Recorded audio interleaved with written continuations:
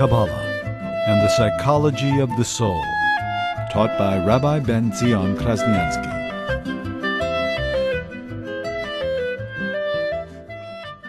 Judaism doesn't shy away from conflict. Although we live in a society that is the enemy of conflict, and society preaches, follow what's natural, follow your impulses, follow what's instinctive, take the path of least resistance, follow your urges, your instincts, be natural, be cool. Judaism says just the opposite. Nature is raw potential. God created the world in a raw state. God created, He gave us wheat, but in order to take that wheat and to turn it into edible bread takes effort. So to take that potential that God gave us and to make it, change it and transform it into something useful, into something beneficial, that takes effort. So God created nature. There's nothing wrong with nature. God created nature. But nature is a raw state of being. It's potential, raw potential. But it's up to us to take this potential and to turn it into something. We are like diamonds in the rough. The diamond is there, but it's in the rough. To take that diamond, turn it into a polished diamond, takes tremendous effort.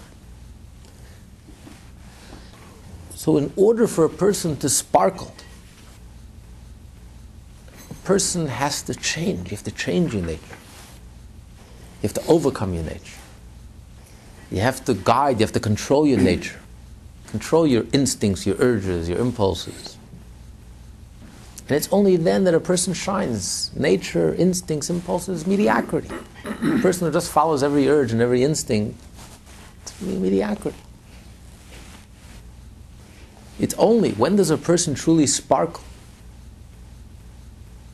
Only when you take that leather hide, that pure hide of the animal, and you turn it into fine leather.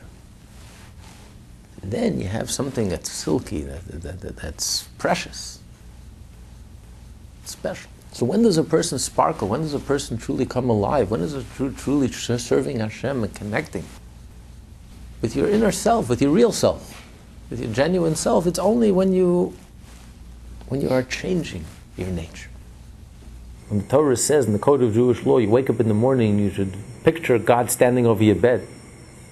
And you jump out of bed because the King of Kings, imagine if the President was standing right next to your bed, if the King was standing next to your bed, you jump out of bed, it's out of respect. Imagine the King of Kings is standing over our bed. When a Jew wakes up in the morning, you should jump out of bed because the King of Kings is standing right next to you, waiting for you to jump out of bed to serve Him. That's what the Code of Jewish Law says. Every Jew is obligated to think. This is not written to tzaddikim. This is written for every Jew. Now we can know about this and we can try to fulfill this obligation, but let's not kid ourselves. How many of us have this vivid feeling that God is, we wake up and we want to turn over on the next, turn over on our left side. We're lazy to get up and to come to shul on time and to put on the tefillin and to study Torah, to come a little earlier. So for us, it's not a vivid reality. So even though intellectually we understand it, but it doesn't translate. It's like a state of pregnancy. It's underdeveloped. It's immature. It's not ripe. It's not ready yet. And therefore it doesn't compel us. It doesn't move us forward. But we know enough to know that we ought to experience it. We should feel, because the reality is, whether we feel it or not, whether we can visualize it or not, the reality is that Hashem is standing over our bed. So even though we can't really relate to it, if a physical king was there, we could relate to it. But since it's something so abstract, we can't fully relate to it. But we know enough, intellectually we know that we ought to relate to it. And perhaps it bothers us that we can't relate to it. We try to live our life as if we were able to relate to it. So that's a very sincere effort on the behalf of the Beinoni. The Beinoni is really making a sincere effort to the best of his ability, and due to no fault of his own, he can't do any better. But he's trying to live accordingly. Let me live as if I wouldn't have felt God standing next to me. How would I behave if I really felt God standing next to me? I would really jump out of my bed. Let me behave accordingly. Let me jump out of bed as if I feel it, even though I know I don't, and perhaps I never will. This is the challenge for most of us. Because many of us would fall into this category. How many people are so deep, passionate, intense, volcanic? Most people don't feel so deep. Not in God, not in this area. When it comes to godliness, not in any area in life. We have a relationship with God, we have a marriage to God. We don't feel it. We don't feel this. We're swept off our feet. We're passionate love. We're melting. Our hearts are melting with ecstasy, melting with love. It's not that way. So am I to go through my entire life, build my life on a reality that I can't experience and I can't feel deeply, intensely, authentically, genuinely, passionately, profoundly? Am I being authentic? Am I being genuine? Is this enough to build your life on? Alter Rebbe says yes. This is a great rule for the Beinoni. Because the reality is that relationship is there. It's inherent, it's innate, it's there. The connection is there. And therefore, even if you don't feel it experientially, it doesn't change the reality. Hashem is standing over your bed, whether you feel it or not. We have this marriage with Hashem. We are two half souls, whether we feel it or not, aware of it or not. That truth is there. And your mind could appreciate it. Your mind could understand it. Your mind could understand that this is reality. Whether I feel it or not, it doesn't change the reality. Just because I can't visualize Hashem standing there, it means Hashem is not standing right next to my bed when I wake up in the morning. The reality is there. The King of Kings is standing right next to me, is looking into my heart, and is eagerly awaiting me to jump out of bed to serve him. So the mind appreciates that truth, that reality is there, whether I experience it, feel it, don't feel it. And therefore, you have enough to go on, to base your entire life, to create a solid foundation, a cornerstone for the entire life. That I am going to lead my life based on this truth, that there is a marriage, there is a relationship, I don't feel it. I'm not swept away and but the reality is there is a marriage, there is a relationship, there is a connection, and I'm going to live my life accordingly. It's like in a marriage. When you act as if you love your spouse, even though at that moment you don't feel any love in your heart, that's the right thing to do. Because that is real. Because the truth is you are connected. Whether you feel it or not, whether you appreciate it or not at that moment, doesn't change the reality. You're two half souls and you're connected. So when you act accordingly, when your actions reflect that truth, that's genuine, that's authentic. Versus those who build their lives on emotions.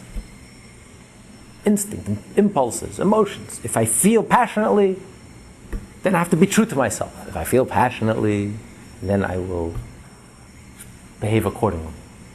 But if I don't feel madly in love, and I don't feel swept off my feet, and then this is not an authentic relationship, it's not a genuine relationship, and it's not for me. I'm a genuine person, I'm an authentic person.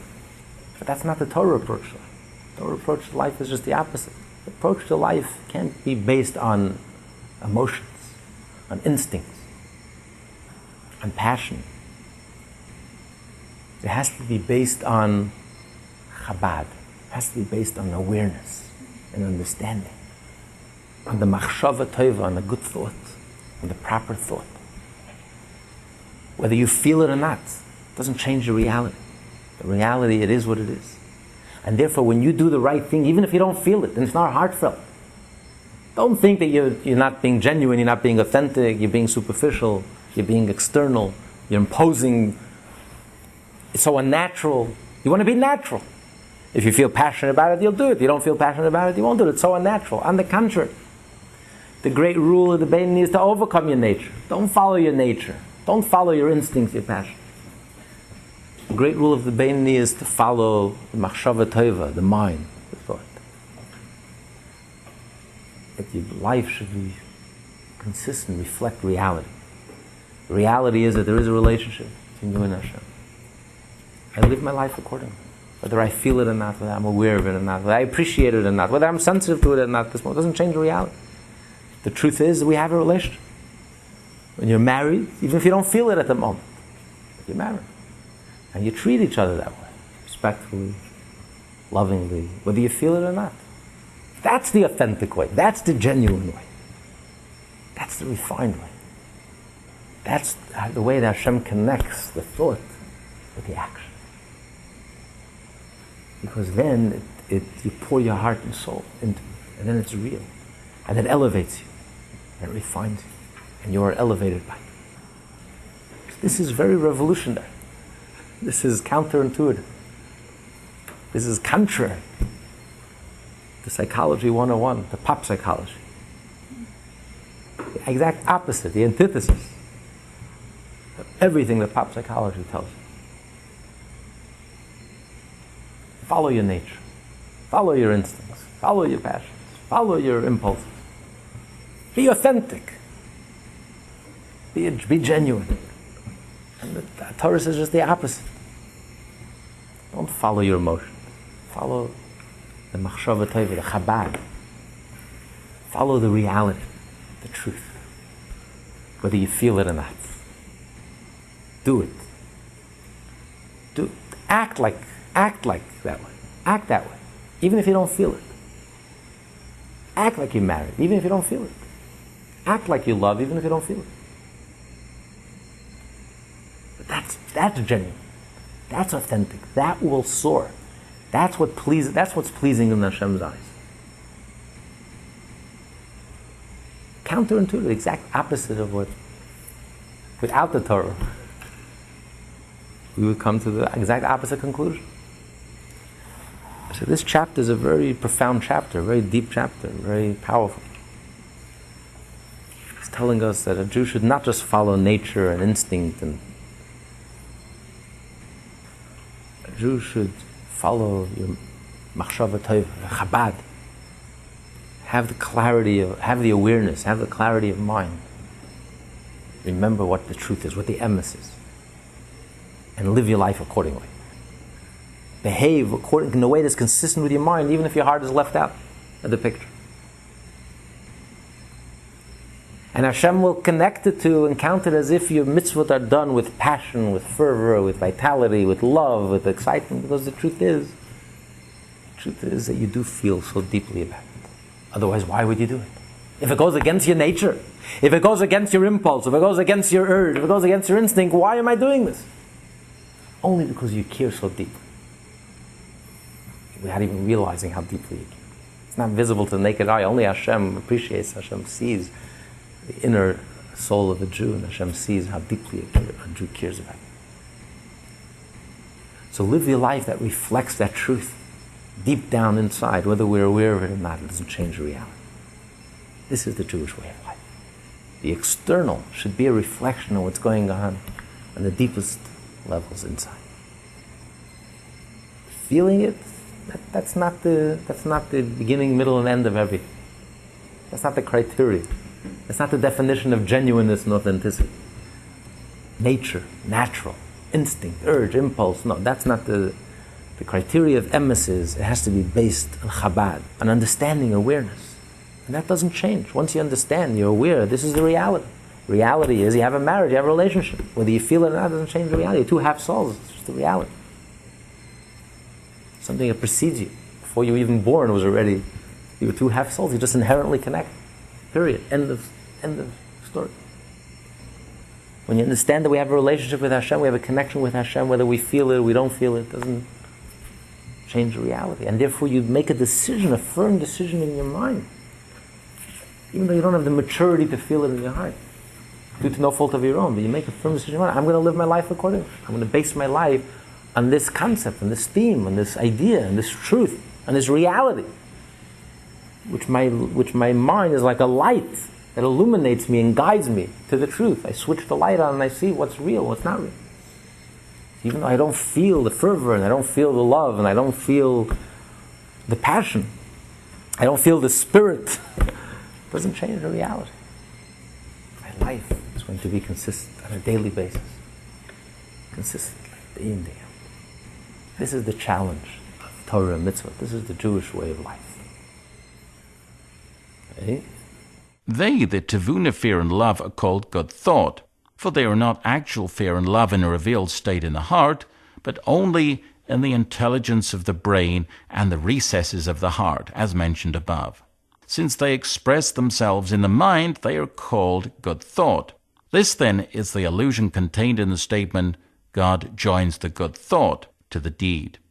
God joins the good thought, the Tevuna, love and fear, to the good deed that one has actually performed, so that the deed is not separate from the thought, but instead is elevated by it. Thus it is also written in the Zohar and Eitz Chaim that the Hebrew word tevuna, understanding, comprises the letters which form the words ben and bat, son and daughter, which in terms of human emotions represent love and fear. In terms of one's service to God, this means the normal procedure should be that the understanding derived from one's meditation should affect his emotions, arousing a love and fear within him, and these emotions should in turn express themselves in one's actual performance of the commandments. There is, however, an alternative method of affecting one's actions through the direct influence of the Tevuna. The initiated shall understand, that is, the Kabbalistic references contained in the note will be more fully elucidated in the course of further study. He said the word tevuna, which means understanding, the word itself is made up of two words, ben and bas. The word tevuna has the beis, and it has the nun, ben. Tivuna also has the beis and the saf, bat, son and daughter. Because he said earlier that the birth, the intellect, gives birth to emotions. Your emotions are based on your intellect, your understanding, your awareness. So the ideal is, the normal way of things is that the intellectual awareness gives birth to emotions, which in turn leads to thought, speech, and action, to speech. You think about something you're passionate about. You feel that you talk about things that you're excited about. That's the normal procedure. First you understand, you're aware. Awareness leads to feelings, and which leads to speech. You speak about things that you're excited about. You're thinking about, what are you thinking about? You're thinking about things that you care about, things that you love, things you're afraid of. That's what you're thinking about. But then there's also, sometimes you just skip. You go straight from the awareness straight to the speech, without the intervening emotions. For example, we're discussing here, a person doesn't have the capacity of emotions. A person doesn't have the ability of emotions. Not because he's a heartless person. He doesn't feel about anything deeply. He just doesn't get excited, doesn't feel passionately about anything. Even things he should be passionate about. He just doesn't have that capacity. So there are times when the intellectual awareness leads straight to the speech. It leads you to speak. It leads you to do the right thing and to say the right thing, even though you don't feel anything in your heart. But you know in your mind, this is reality, this is the truth, this is the way I ought to feel, this is the way I ought to experience. I can't. But this is good, and therefore I'm going to base my life on this truth.